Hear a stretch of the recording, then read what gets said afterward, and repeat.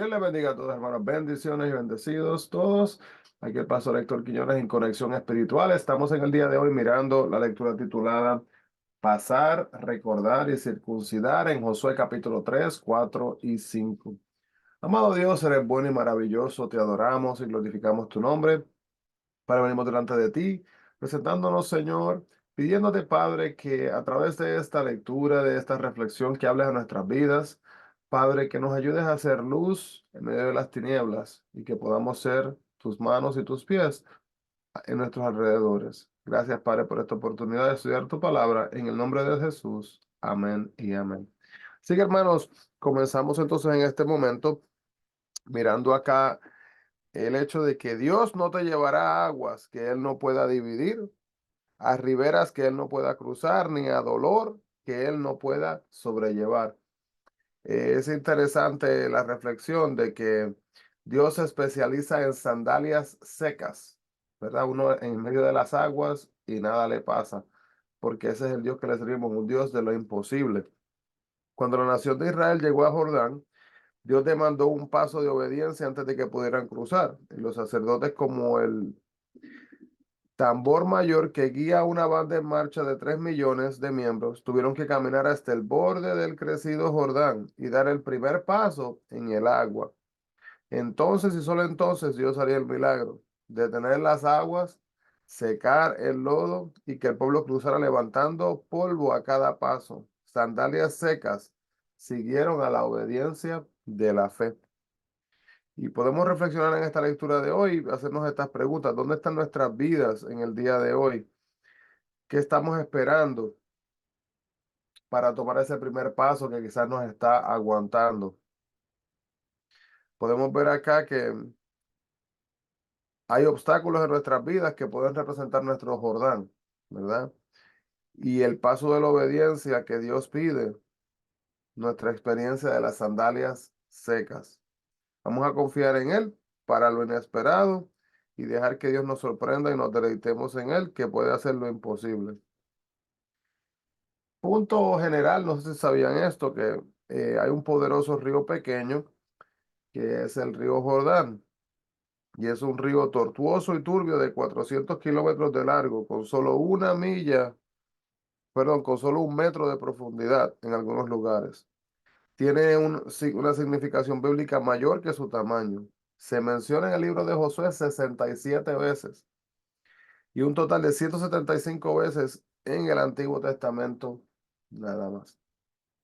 Así que mirando todo esto, podemos ver acá rapidito una biografía cortita de quién era Rahab, que vamos a estar mirando en estos capítulos. Pues Rahab era conocida y hasta el día de hoy se menciona como una ramera, una prostituta. Ella vivía a la como tal, vivía a la margen de la sociedad, casi totalmente rechazada, y su casa estaba construida como parte de los muros de la ciudad, lo cual proporcionaba un buen alojamiento. No solo eso, pero también se hacía fácil que los viajeros pudieran entrar y salir en la casa de ella. Y era un lugar natural para que los espías israelitas pudieran entonces así mismo alojarse. Puntos fuertes y logros de ella. Ella fue antepasada de vos y por lo tanto de David y también de Jesús. Una de las únicas 2 mujeres mencionadas en la lista de los héroes de la fe de Hebreos capítulo 11. Fue ingeniosa y dispuesta a ayudar a otros a pesar del gran riesgo que corría. Debilidades y errores, era prostituta. Lección de su vida, no dejó que el temor afectara su fe en el poder de Dios para dar la victoria. La historia tomó lugar en Jericó. ¿Cuál era la ocupación de ella? Pues prostituta, mesonera, pero después se convirtió en esposa, antepasada de David y de Jesús, y contemporáneos lo fueron asimismo también Josué. Pues miramos estos capítulos de Josué. Vemos aquí que el arca del pacto era el tesoro más sagrado de Israel. Y entendemos que el arca del pacto representaba la presencia y el poder de Dios.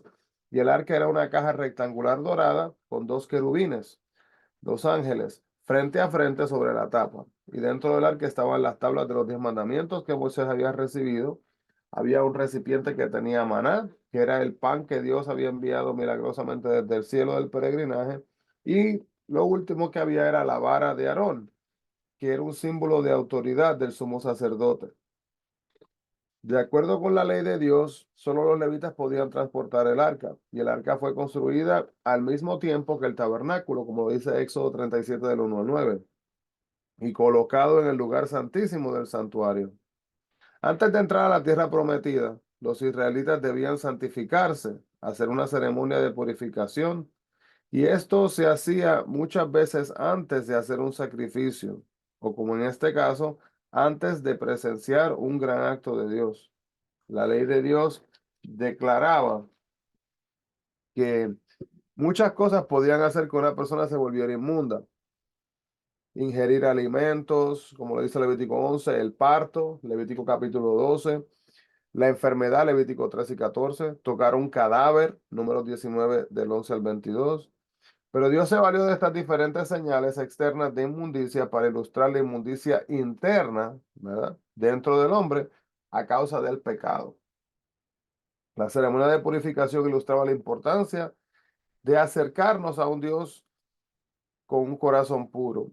Y como los israelitas, al acercarnos, nosotros debemos de resolver nuestros problemas de pecado en nuestras vidas también, hermanos, antes de tomar este paso y pedirle a Dios ayuda para que el Espíritu Santo nos encamine por el camino correcto a seguir. Poco antes de pasar a la tierra prometida, Josué reunió a la gente para oír lo que eran las palabras del Señor. La gente estaba muy emocionada, sin duda que querían entrar de inmediato, pero Josué les obligó a detenerse y a escuchar. Vivimos en una época de mucha agitación donde todo el mundo corre simplemente para mantenerse al día. Es fácil estar tan absortos en nuestro trabajo que nos creamos demasiado ocupados para lo que Dios dice que es lo más importante, que es sacar tiempo para oírlo. ¿Cuándo sacó el último rato, hermanos? Horas, tarde, mañana, mediodía, para dedicárselo a Dios, para solamente estar usted y Él a solas. Antes de planear que sus actividades del día tomen lugar, hermanos, saque tiempo para Dios. Saquemos tiempo para Dios. Podemos preguntarnos también en esta lectura que por qué Dios ayudó a los israelitas a arrojar a aquellas naciones de su tierra natal. Dios había castigado primero a Israel por su desobediencia y ahora llega el turno de las otras naciones. Como lo dice Génesis 15, 13 al 16, dice que los pueblos de Canaán eran malvados y merecían ser castigados por sus múltiples pecados. Israel debía ser instrumento de ese castigo. Más importante todavía, Israel como nación santa no podía vivir entre personas malas e idólatras. Y hacerlo significaría dar entrada al pecado en sus propias vidas. La única manera de evitar que Israel fuese infectada por malas religiones era echar de la tierra a los que predicaban estas malas enseñanzas. Israel, sin embargo, no echó fuera a todos como Dios les había mandado. Y no pasó mucho tiempo antes de que Israel adoptara las prácticas perversas de los cananeos.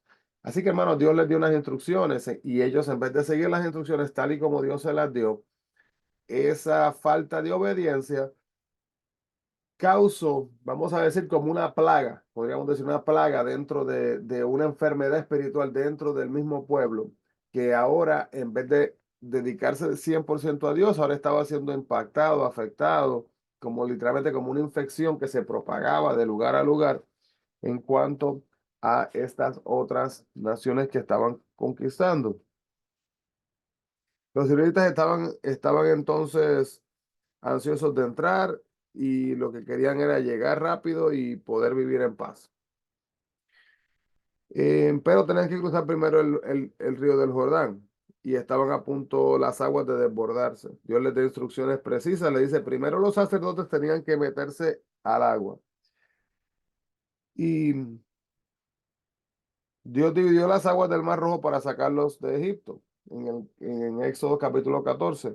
Y después dividió el Jordán para que entraran en Canaán. Y estos milagrosos eventos demostraron que Israel, ¿verdad?, era un grupo de personas que al tener esta relación con Dios podían confiar en Él y depender de Él. La presencia de Dios entre su pueblo y su fidelidad hacia ellos hicieron posible que terminaran toda la trayectoria a Egipto, a la tierra prometida. Él estaba con ellos y al final del peregrinaje, al cual había comenzado desde el principio. Los israelitas entonces cruzan el río del Jordán en la primavera, cuando se estaba desbordando. Dios escogió el tiempo en el que el río estaba más al nivel alto para mostrar su poder, en ese momento dividiendo asimismo las aguas para que la nación pudiera pasar. Y esta es mi parte favorita de esta historia, hermano. Pasaron en seco. Esto demostró su gran poder a través de un milagro en el tiempo y este espacio permitiendo que su pueblo cruzara en seco. Este testimonio del poder sobrenatural de Dios sirvió para aumentar la esperanza de los israelitas en Dios y darles una gran reputación con sus enemigos, aunque estos últimos eran más numerosos que ellos. Después que los israelitas pasaron el río sanos y salvos, todavía no estaban conquistando la tierra todavía. Primero Dios les mandó a construir un monumento con 12 piedras sacadas del río por 12 hombres, y se supone que fuera uno de cada tribu. Esto puede parecer quizás algo insignificante para algunos en la misión, pero Dios no quería que su pueblo emprendiera nada sin prepararse. Debían de concentrarse en Dios y recordar que era Él el que los estaba guiando. Entonces, cuando nosotros mismos, hermanos, estemos ocupados y estemos con prisa, recordemos que tenemos que darle tiempo a Dios. Los israelitas respetaron a Josué por su papel de líder en el cruce del Jordán. Él, como Moisés, recibiría las alabanzas de Israel en generaciones venideras. Y aunque Israel no llegó a ser una potencia mundial en tiempos de Josué, la fama de este por haber seguido a Dios fielmente le trajo mayor gloria que si hubiera sido el héroe de una superpotencia. Ya que entendemos, hermano, que hacer lo correcto es mucho más importante que ser famoso, ser popular. El monumento de 12 piedras iba a ser un recuerdo constante del momento que los israelitas pasaron el Jordán en seco. Los hijos verían estas piedras y escucharían las historias y aprenderían asimismo acerca de Dios. Tenemos nosotros tradiciones así en nuestras casas, en nuestros hogares, en nuestras familias.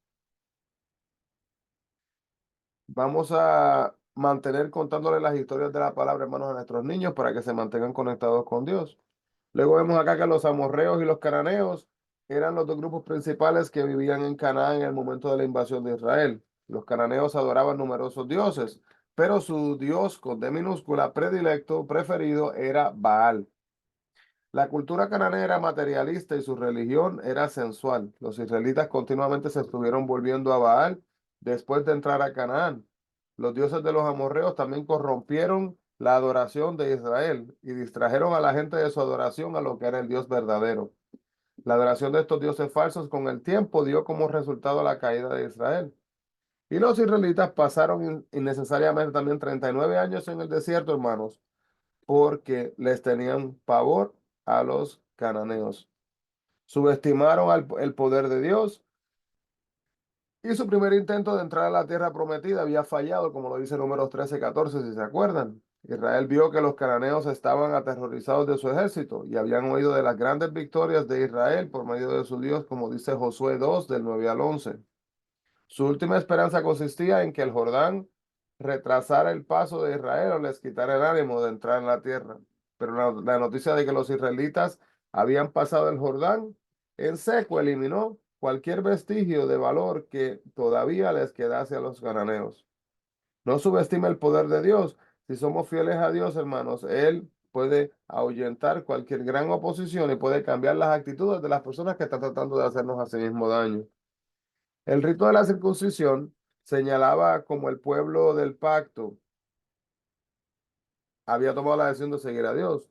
Y cuando Dios hizo el pacto con Abraham, él exigió que todos los varones fueran circuncidados como señal que ponían a fin la vida antigua y comenzaban una vida nueva, como lo dice Génesis 17:13. Otras gran culturas usaban la circuncisión como un comienzo de la adultez, pero en Israel lo utilizaban como una manera de poder mostrar que ellos iban a seguir a Dios. Gilgal era fue el campamento permanente de Israel y el centro temporal de gobierno, de adoración durante la conquista de Canaán. Y aquí el pueblo renovó su compromiso y pacto hacia Dios. Entonces, esa Pascua gozosa fue la primera celebrada en la tierra prometida y solo la tercera celebrada por Israel desde que salieron de Egipto. La última vez que la habían hecho había sido 39 años antes de este momento. Podemos ver aquí también que Dios había provisto maná de la manera milagrosa, les había dado alimentos en Canaán, les había dado agua. Y es un recordatorio, hermanos, de que la oración es poderosa y que vale la pena que lo hagamos. Capítulo 5, 14 y 15, vemos acá que se muestra que un ángel de rango superior, príncipe de Jehová, aparece ahí, es mencionado, y algunos dicen que fue una aparición de Dios en forma humana. Como señal de respeto, Josué se quitó el calzado. Y aunque Josué era el líder de Israel, hermano, todavía estaba sometido a Dios. Bien importante ver esto. El líder absoluto lo era Dios. Y el temor reverente y el respeto son reacciones propias, hermanos, delante de un Dios santo. Así que nuestras acciones deben demostrar nuestras actitudes delante de los demás. Y el respeto hacia Dios es tan importante hoy como lo fue en los tiempos de Josué, en los tiempos de Moisés. Así que, hermanos, ¿cómo mostramos nosotros nuestro respeto a sí mismo, a Dios? Amado Dios, eres bueno y maravilloso, te adoramos y glorificamos tu nombre. Gracias, Padre, por esta palabra. Gracias, Señor, por mostrarnos el camino que quieres que sigamos. Y gracias, Padre, por ayudarnos, Espíritu Santo, diariamente a poder ver las situaciones que nos pueden llevar por el camino incorrecto. Guíanos y ayúdanos a tomar las decisiones correctas. En el nombre de Jesús lo pedimos, mi Dios. Amén y amén. Dios les bendiga grandemente, hermanos. Bendiciones a todos y no se olviden, busquemos la presencia del Señor. Dios les bendiga. Bendiciones.